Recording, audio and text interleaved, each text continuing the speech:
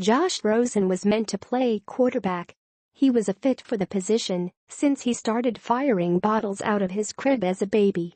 His pure throwing motion has NFL scouts salivating. Khalil Tate's athletic gifts were harder to define. Many schools saw Tate's nearly unstoppable running ability that racked up more than 2,000 rushing yards as a senior at Gardena-Sarah High and forgot that he also passed for more than 2,000.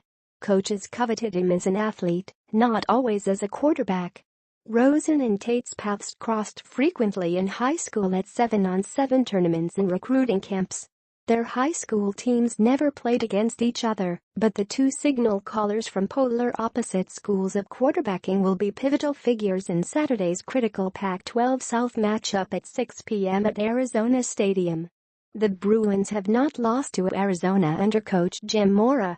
Both teams have identical overall and conference records, 3-2, 1-1 Pac-12. There's a logjam in the South with 5 of the 6 teams carrying one conference loss. UCLA hopes it can break free Saturday night. When UCLA has the ball, Rosen is rising to the top of nearly every UCLA passing records list. He's 4th on the school's all-time list for passing touchdowns, passing yards and completions. He leads the country in passing yards per game, competitions per game and total offense. The only list he's seemingly not on is the one reserved for Heisman Trophy favorites.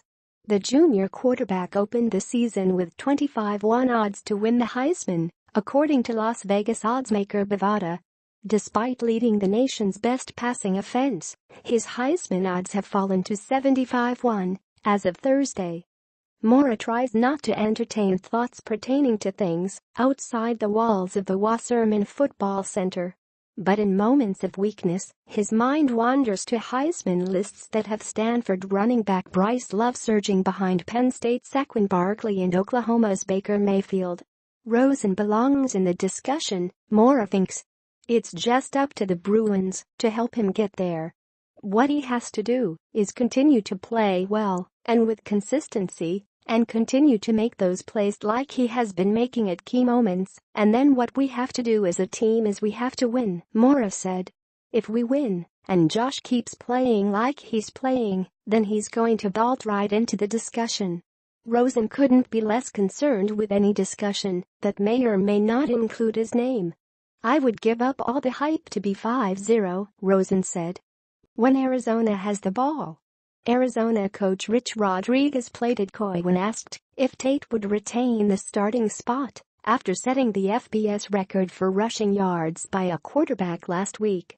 It's hard to justify not starting him after this, right? Rodriguez told reporters in Boulder. Despite rushing for 327 yards and throwing for 154 more on 12 of 13 passing, Tate was still listed as the co-starter on the official depth chart Monday alongside Brandon Dawkins. Don't be swayed by the gamesmanship, though. Most signs out of Tucson point to Tate making his second career start. He was unable to secure the starting job in August and suffered a shoulder injury in the season opener. Now Tate is at the center of the college football discussion. Outside of the Pac-12's Offensive Player of the Week award, the 18-year-old sophomore was named Walter Camp Player of the Week, the National Player of the Week by CNS Sports and Athlon Sports National Offensive Player of the Week. LeBron James recognized Tate's record-setting performance against Colorado with a comment on an Instagram post. Tate's dynamic running ability makes for a nightmarish matchup for the UCLA defense ranked 128th out of 129 FBS teams in rushing defense.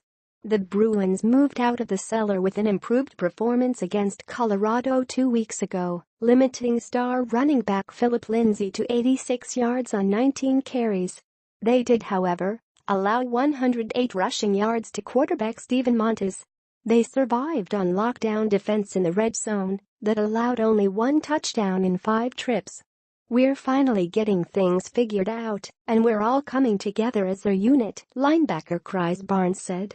We all love each other, and we're out there battling, having fun with each other, so it's a big step forward. We just have to build on it each and every practice, and when it comes Saturday, just go out and execute.